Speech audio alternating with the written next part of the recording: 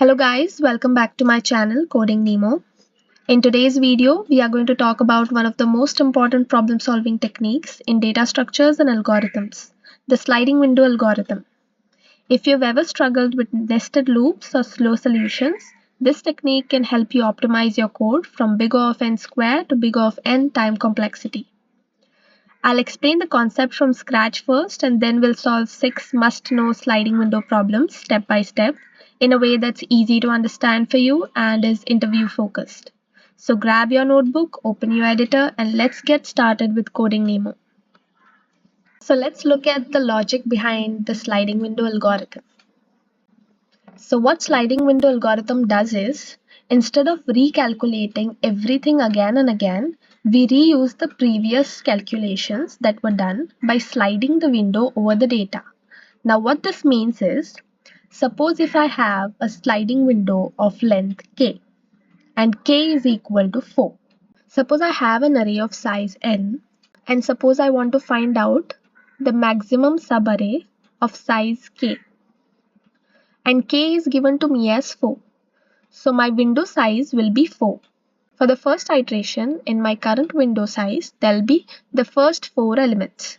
So what happens in the second iteration is, I'm sliding the window by one place. So what is happening here is, I'm eliminating my previous element from the window and adding a new element in the window. So what happens is, I do not have to recalculate for these existing elements. The only function I have to perform here is eliminating the previous element and adding this to my new window. Similarly, in the next iteration, I'm going to move my window one step forward. I'm eliminating another previous element from my window and adding a new element in this window. This goes on until my window reaches the end of the array. And then the maximum sum out of these subarrays is calculated. We use this approach mainly when the problem asks us for a continuous portion of an array. For example, a continuous subarray in an array or a continuous substring in a string. That is when the sliding window technique comes into play. Now how that is done, we are going to look at it with the help of some problems. So let's get into it. The first problem we are dealing with is the maximum average subarray. So let's look at what this problem says first. So what it says is, we are given an array of n elements and we are also given one more integer k with a value. And we have to find a continuous portion of an array whose length is equal to k that has the maximum average out of all the different subarrays in an array. The size of our window is k, that is 4. So I'm going to extend my window size to 4 elements at a time. I'm going to calculate the sum for this. So sum will be equal to 2. Now I will slide my window to the next position by eliminating the previous element and adding a new element. In the next iteration, I am minusing 1 from my current sum and adding 50. So it will give me the result as 51. So as you can see, what I did was, I eliminated 1 from my current sum and added 50. So as you can see, the sum of these 3 elements remains as it is, removing the previous element and adding a new element from the window. In the next iteration, now my current sum is 51. In the next iteration, I will move one step forward. In this case, I'm eliminating 12 again and adding 3. Minus 12 plus 3, that is 42. In the next iteration, I will move it further, eliminating. In this case, my current sum is 42. I'm minusing -5 from this current sum, 0, which gives me 47. And at the same time, for each iteration, I'm calculating the maximum average. That is, I can divide this by 4 in order to calculate the average. Let's dry run and check out how this code works. So I have a Python function here, which is taking the input list and int k. So I'm initializing sum is equal to 0, taking a for loop in order to set up the window length, and calculating the sum of whatever elements are present in my current window size. After that, I am adding this current sum as the max sum. Now we are implementing the sliding window algorithm. So here I have two pointers, that is start index and end index. The start index will point to the first element. I'll consider this as start, and the end index will point to the element k. So start and end represent the beginning and end of our window. Now we are checking while end index is not equal to length nums. That is, I am going to run this while loop until the end reaches the end of an array. I am moving my sliding window one step forward. In this process, I am subtracting the previous element from my sliding window and updating the start pointer to point to the next element, as you can see here.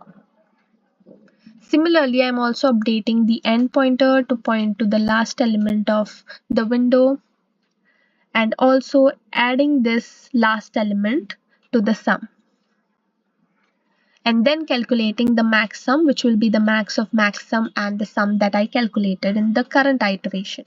This process goes on until this window reaches the end of the array. So in each iteration, I'm updating the start and end pointers as well as subtracting the previous element from sum and adding the new element to the sum. In this way, at the end, since I am calculating the maximum average of the subarray, I will return max sum divided by k, that will give me the average. So that is how we solve the maximum average subarray problem. Second problem we are going to look at is maximum number of vowels in a substring of given length. Let's look at what the problem says. So here in this example, the size of a window is 3. So this is the first window that we get. Now we need to find the maximum number of vowels that are present in this window size. Now in this particular window, there is only one vowel A. So the number of vowels in this window is 1. I will move my window by one place. In this case, I'm going to check whether the element that I left behind is a vowel or not. As A is a vowel, I am going to subtract this from my count -1. So it becomes 0 right now.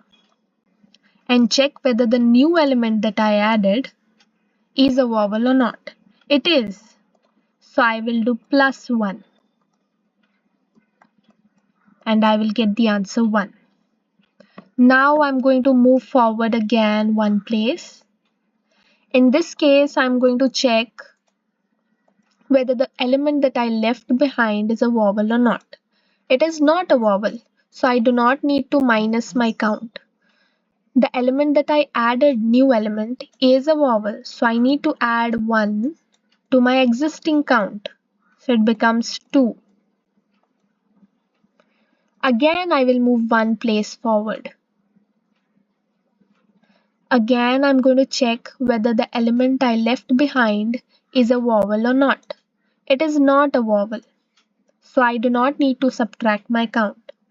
The element I added is a vowel, so I need to add 1 to my count. It becomes 3. Again, I'm going to move forward 1 place. Again, check whether this element I left behind was a vowel or not. Again, I'm going to subtract. Since I is a vowel, I'm going to subtract 1 from my current count. So I get 2.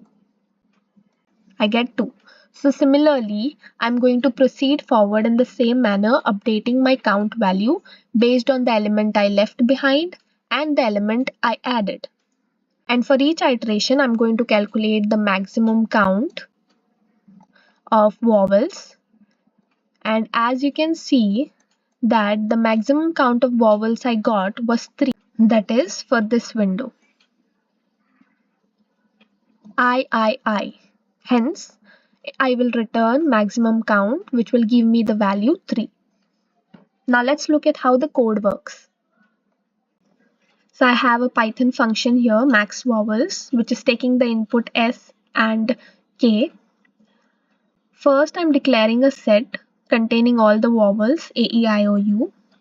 Next, I will count the vowels in my first window. I will run a for loop till K and check whether S of I is present in the vowels or not. If it is present in the vowels, then I am going to increment the count value. Since the first element is a vowel, my count will become 1. Count is equal to 1. It will check for B. B is not a vowel. C is not a vowel. Next, I'm going to assign this count value to my maximum count. Max count will be 1. So now let's look at the sliding window algorithm part. So I have a for loop here running from K till the length of the array. K is equal to 3. So the for loop starts from here and ends at the end of the array. So it is checking whether SI is there in vowels or not. So I'm going to move my sliding window 1 step forward. And now it checks whether the new element that is added in the window is vowel or not. Since I is a vowel, my count will become 2. And then it checks whether Si minus K is in vowels or not. Right now, I is equal to 3.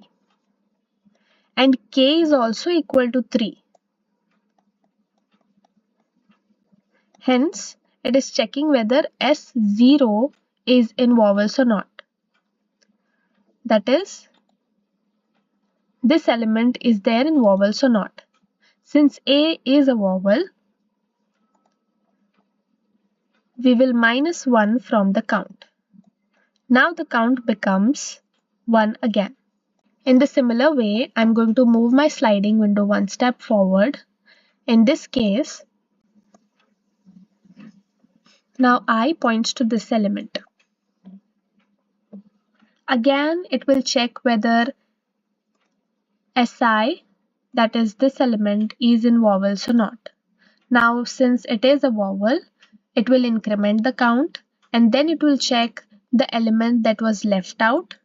And if that is a vowel, then we will minus the count. If it is not a vowel, then the count remains as it is. In this manner, we will iterate through the entire for loop. And in each iteration, we will check the maximum count. That will be the maximum out of all the substrings. And then return it. Before we proceed with the other problems, let's first look at the different types of sliding window. So there are 2 types, fixed size window and variable size window. Now what is fixed size window? In a fixed size window, the window size remains constant throughout the problem. This is similar to the 2 problems that we solved previously, where we were given a window size k. So the value of k is predefined. And then we move forward one step at a time, removing one element from the left and adding one element on the right. Now what is variable size sliding window? In a variable size sliding window, the window size is not fixed. That is, the value of k is not given to you beforehand. The window expands or shrinks dynamically based on the condition that is given in the problem. So you will write the code in order to expand your window and shrink the window based on a condition. The next problem we are going to look at is longest substring without repeating characters. So this is a very good problem to look at the variable size sliding window problems. So here we are not given any value for k. We have to find out the longest substring that has non-repeating characters. That is A, B, C. This can be a substring of length 3 which has non-repeating characters. Similarly, CAB can also be a substring with non-repeating characters. CBB is not a substring with non-repeating characters since there is an element B that is repeated. Let's look at how we solve this problem. So here we are going to expand and shrink the sliding window as per convenience. So first we are starting with the first element in our sliding window, that is A. Now we are going to expand our sliding window to B. Still there is no duplicates. Again I'm going to expand the window to C. Again in the sliding window there is no duplicate. For each iteration I'm going to store the maximum length. So right now my maximum length stored is 3, will be 3. Again I'm going to expand my sliding window one place. Now you can see that A and A is repeated. So here the condition is not satisfied. So now if I reduce my sliding window or shrink it, is the condition satisfied? Yes, there are no duplicate elements and the length is 3. Again I will move forward. Now in this case, there is an element that is duplicated. Again, I'm going to shrink my sliding window. Is it satisfied? Yes. Again, I'm going to move forward. In this manner, the sliding window keeps on expanding and shrinking until it reaches the end of the array and the maximum length is returned. Now suppose we take another example where I change this to D and start again. Then this is unique. Now if I expand it, I have a duplicate element B. So I'm going to shrink this. If I shrink this, is the condition satisfied? Still it is not satisfied. So again I'm going to shrink this. Now is it satisfied? Yes. So you have to keep shrinking or you have to keep minimizing, that is removing elements from the left until the condition is satisfied. Let's look at how we do this in code. So I have the Python function here. I'm going to change this to D for better understanding. Yeah. I'm taking a left pointer. Left is here. And I'm also taking a set here and max length variable. I'm running a for loop till the entire length of the array with a pointer right. Now right is currently pointing to the first element. Yeah. Now first condition is A in the set? It is not in set. So I'm going to expand my sliding window. Now when I expand it, my right pointer points to the next element. I have a set. I'm adding the elements A and B. I'm moving forward, updating my right pointer, checking whether C is in set. No, it is not in set. So I'm going to add it to set and also update the max length. So right now the max length is 3. I will expand my sliding window D, adding D to set, updating max length to 4. I forgot to update my right pointer. Let's rub this off. Right is here. Now B is a duplicate, so I'm removing elements from the left. So I'm removing A. From my set, A is removed. Does this make a change? Are there any more duplicates? Since it's a while loop, it will run until the condition is satisfied. Again, it will check whether B is in the set. Yes, B is in the set. Now again, left will move forward. I also need to update the pointer left here and then remove B. Now if I check, is B in the set? No. So C, D, B is unique. So this process goes on until the end and then we return the maximum length. In this case, the maximum length will be 4.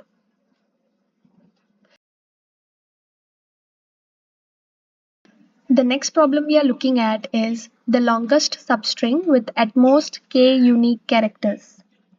So what this problem says is, we need to find the longest substring which contains maximum of k unique characters. So let's see what it says with the help of an example. Now in this case we are given k is equal to 3. So we are starting with the first element A, going to the next element again A, going to the next element that is B. Now in this window we have two distinct characters, two unique characters. So we still have one to go, so we can move forward. If we go again, there is A. In this case as well, there are two distinct characters. Again, if we go, there are three distinct characters. Again, if I move forward and expand my sliding window, again, there are three distinct characters, that is A, B, and C. Now, if I expand it further, there is E. So there are four distinct characters, which is not acceptable. The condition is not satisfied. So in this case, I will try to reduce my left side to minimize my sliding window and check whether this satisfies the condition or not. A, B, C, and E. Still there are four distinct characters. So I'm going to again minimize my sliding window. Does this satisfy the condition of three unique characters? B, A, C, and E, again 4. So I'm going to minimize this.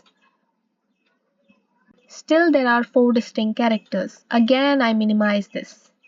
Now there are 3 distinct characters. So in this manner you have to move the sliding window by expanding and shrinking it as the condition satisfies till the end of the array and return the longest substring that was containing k unique characters. So in this case, the longest substring containing k unique characters would be C, B, E, B, E, B, E.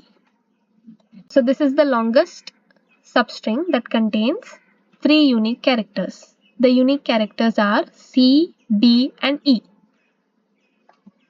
Now let's see how we code this. I have a Python function here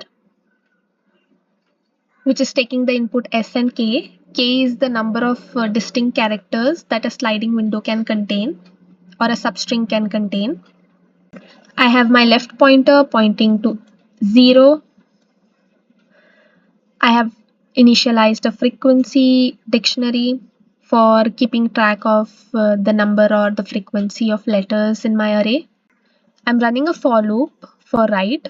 So right is here right now till the end of the array. The first step will be adding the element in my frequency dictionary. So let's say my frequency dictionary contains A. I have added A. So this step, that is frequency swrite is equal to frequency.get swrite comma 0 plus 1, states that if the element is not already present in my frequency, then it will set the frequency as 0 and add it to my dictionary. So right now A is 0. This is to check whether the elements in the frequency table exceed the k value or not. K is the number of distinct elements that we need in our substring. So I'm checking whether the length of frequency, that is only 1, which is not equal to k. In this case, k is 3. So frequency s left, I'll write it down here, k is equal to 3. Move forward, update my write. A is added again, so this will become 1. Only one element in the frequency table, so I move forward again. B. I'm adding B to my frequency table with 0. There are two elements, at most unique elements that are applicable in this case is 3, so I can still move forward. We are good to go. A again, I'm adding A to dictionary, that will become 2. Again moving forward. C. This is the new element that I'm adding to the dictionary, that is C to 0. That is C to 0. Satisfies the k equal to 3 condition? Yes. Moving forward, there is B. Again updating B to 1. Moving forward. Now there is E. E is the fourth element. So I'm going to add this to my dictionary E and say 0. Now there are 4 elements. So this condition is satisfied. So while length of frequency is greater than k, yes, there are 4 elements, 4 is greater than k value. What we are going to do is frequency of s left minus 1. Oh, I didn't update my right side.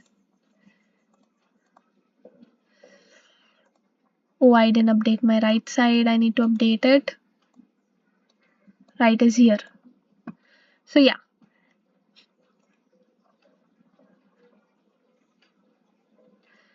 So what I'm doing is I'm removing an element from my left side. I'm removing A, as we had done previously during the example. I'm removing A, updating my left side. Again, is the condition satisfied? This becomes from 2, this becomes 1. Still not satisfied. So again I will move. Is the condition satisfied? Still not satisfied. B is removed. Now B becomes 0 again. Still not satisfied. Again I move forward. A, C, B, E, still not satisfied. So this goes on until the frequency table satisfied the k criteria.